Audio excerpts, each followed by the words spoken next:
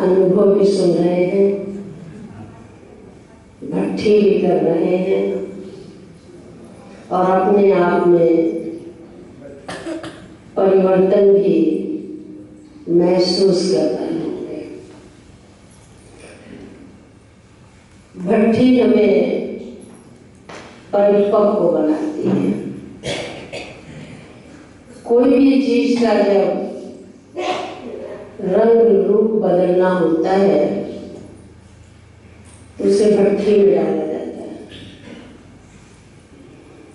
भट्ठी सुलगती हुई भट्ठी में चीज खराब हो जाती है, इसलिए भट्ठी का स्वरूप विकराल बहुत तेज रखा जाता है और उसमें जो चीज पड़ती है उसका रंग रूप बदल जाता है। जिस प्रकार से हम एक मिट्टी का घड़ा बनाते हैं और उसको पकाते हैं और पकाने के बाद फिर उसमें पानी भर करके रखते हैं तो पानी हमको ठंडक अनुभव कराता है। इसी प्रकार से योग की भट्ठी भी तले में पकाती है और जब आत्मा पकने लग जाती, पक जाती है, फिर उसके द्वारा शीतलता का अनुभव होता है। जब तक पकती नहीं है तब तक शीतलता का अनुभव नहीं हो सकता है। हम सभी यहाँ पकने के लिए आए। शुरू में जब भट्ठी नाम लिया जाता था तो भट्ठी क्या होती है नहीं जानते थे, तो कहते थे भट्ठी में पड़ेंगे तो जल ही जाएंगे। लेकिन जब मधुबन में भट्ठी की तो मैंने कहा ये भट्ठी तो बड़ी अच्छी है, हाँ, किसी को जलाती भी नहीं है लेकिन पक्का भी कर देती है। उस भट्ठी से अनेक आत्माओं का उद्धार हो जाता है और ऐसी भट्ठी जो आप कर रहे हैं जिसका नाम ही क्या रखा है, दृढ़ता संपन्न भट्ठी। जहां दृढ़ता है वहां सफलता है ही। जिस चीज का हम संकल्प ले लेते हैं उसमें कोई भी कैसी भी परिस्थिति आ जाए उसे हिला नहीं सकती है। कई बार ज्ञान में जब हम चलते हैं तो शुरू में ज्ञान बड़ा चटपटा लगता है, अच्छा लगता है, बहुत अच्छा है, बहुत अच्छा। लेकिन थोड़ा चलते चलते जब ज्ञान की गहनता सामने आने लगती है तो थोड़ा अटपटा लगने लगता है। उसको भी पार कर लेते हैं। जब नियम और मर्यादाओं की बात आती है तो क्या हो जाता है, खटपटा हो जाता है, खटपट होने लगती है। और जब खटपट होने लग जाती है तब थोड़ा थोड़ा कईयों के मन में, सबके मन में नहीं, संकल्प चलने लगते हैं कि जब से बाबा के बने, जब से ज्ञान में चले, तब से हमारे पास ये पेपर आया, ये पेपर आया, पेपर पे पेपर आ रहे हैं। आखिर कब तक सहन करते हैं? क्या हमें ही सहन करना है? क्या हमें ही मरना है? क्या हमें ही झुकना है? मैं ये करूं, सामने वाला कुछ नहीं करे? इस प्रकार के अनेक प्रश्न अंदर उठते हैं। केवल अपने अंदर ही नहीं, परिवार की तरफ से भी पेपर आते हैं, समाज की तरफ से भी अनेक पेपर आने शुरू हो जाते हैं।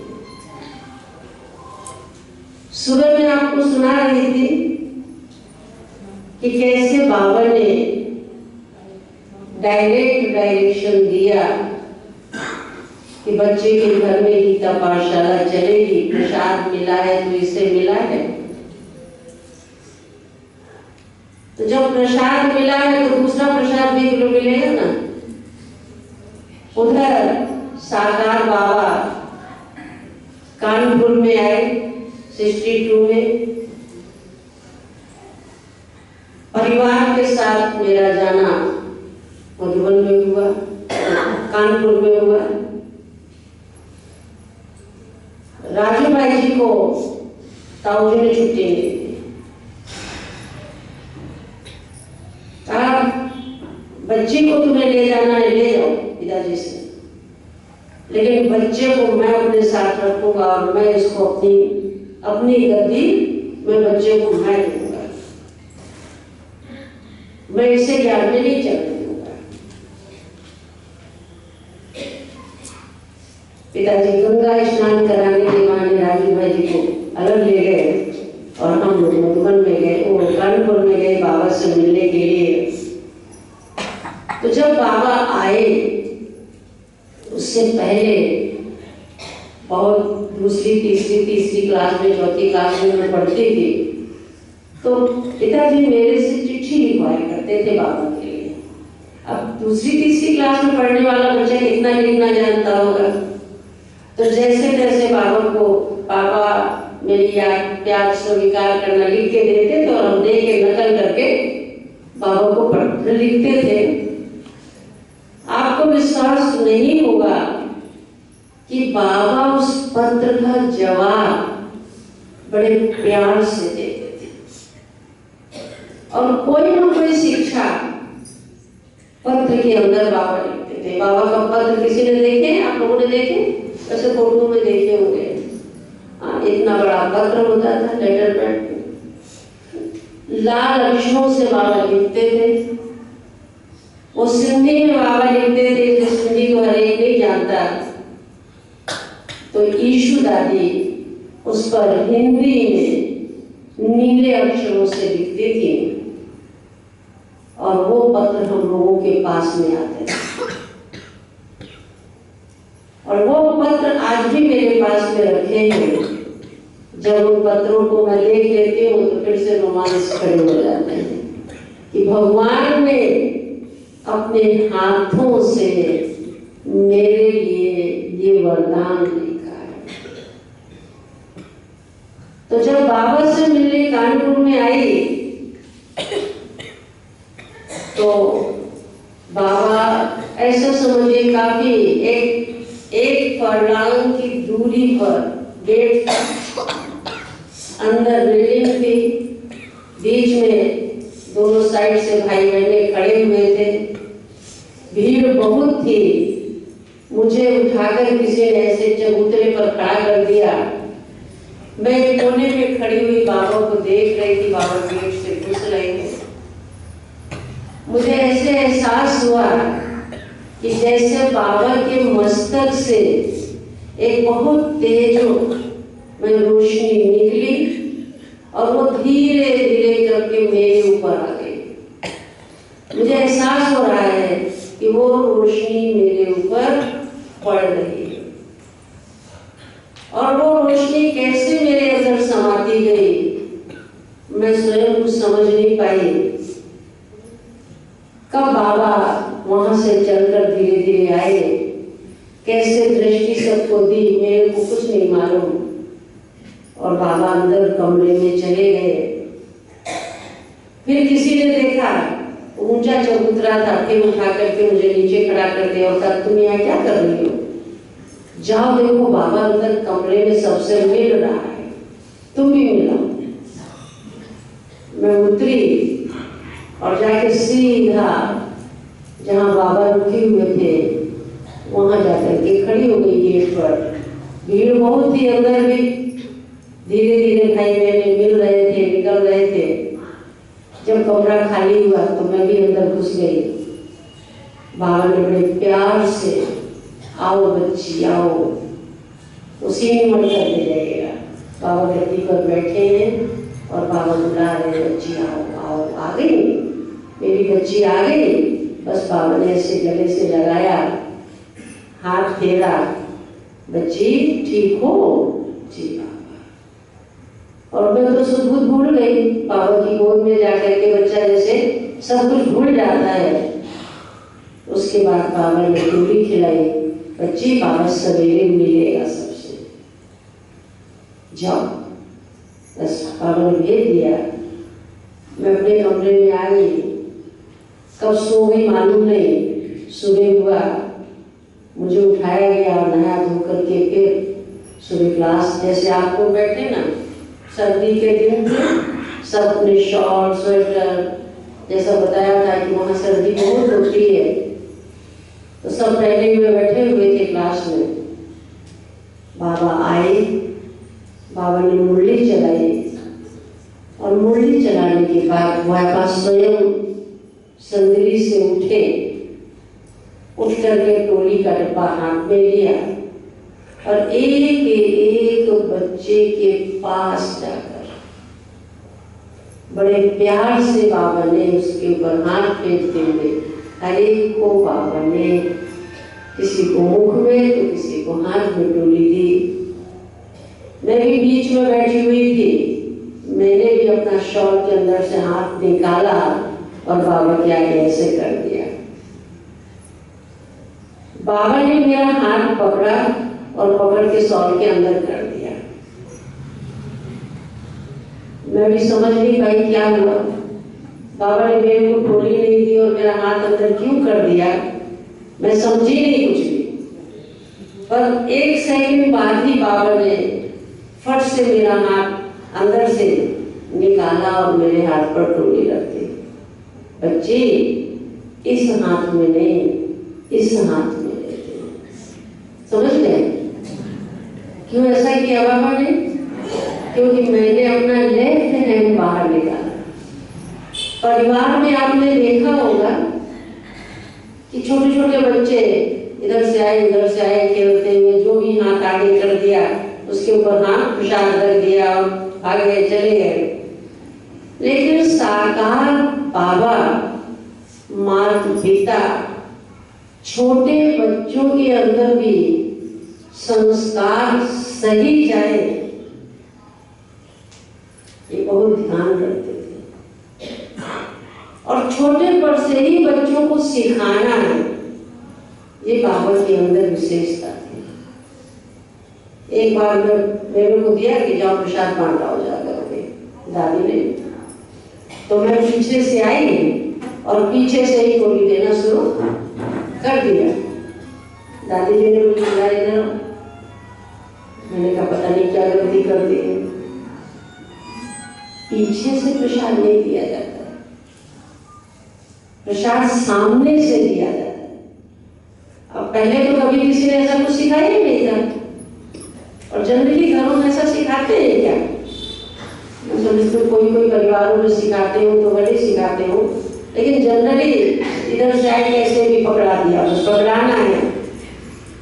लेकिन बाबा ने, अलौकिक परिवार ने, दादियों ने हम लोगों के ऊपर इतना ध्यान दिया कि हर कर्म हमारा एक्यूरेट रहना चाहिए।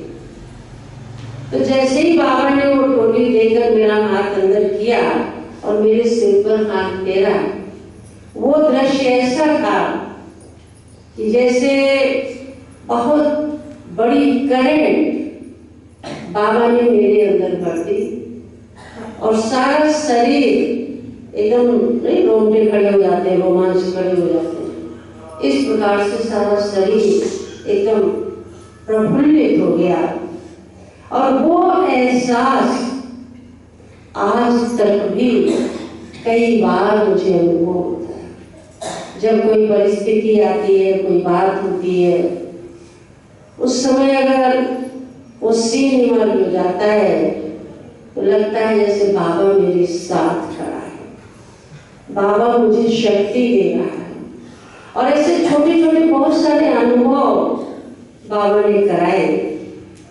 और उन अनुभवों के आधार पर मैं सदा आगे बढ़ती रही।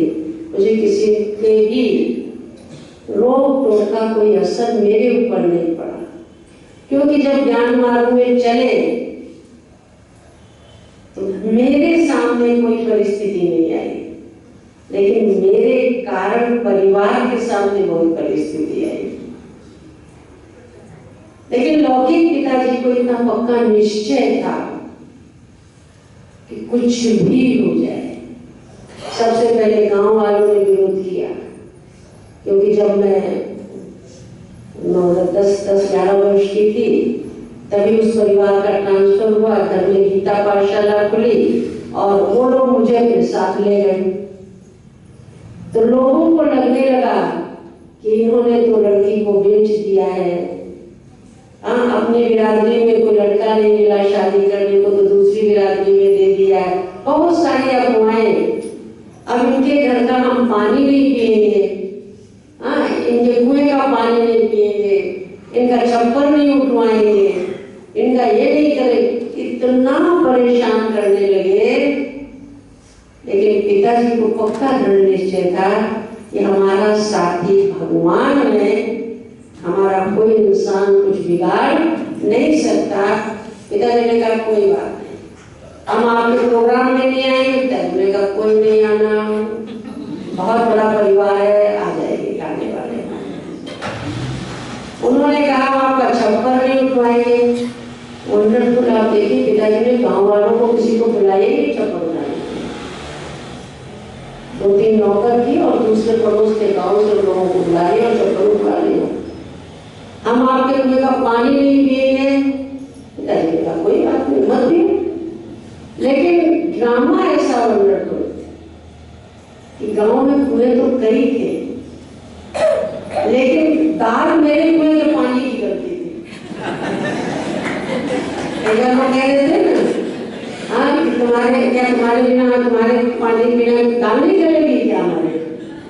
वास्तव में लोगों को मजबूरन आना पड़ता था कि हमारे कुएं के पानी की दाल नहीं करती है, इसी कुएं के पानी की दाल करती है, तो चल पानी लेने जबरदस्ती आता है।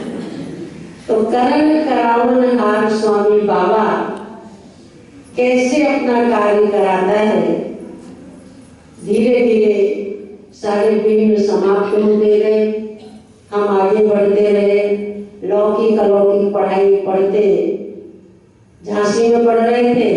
उसके बाद छुट्टियां हुई तो घर गए। जनवरी मास था। पिताजी ने कहा कि अभी इस बार तुम यहीं रुक जाओ।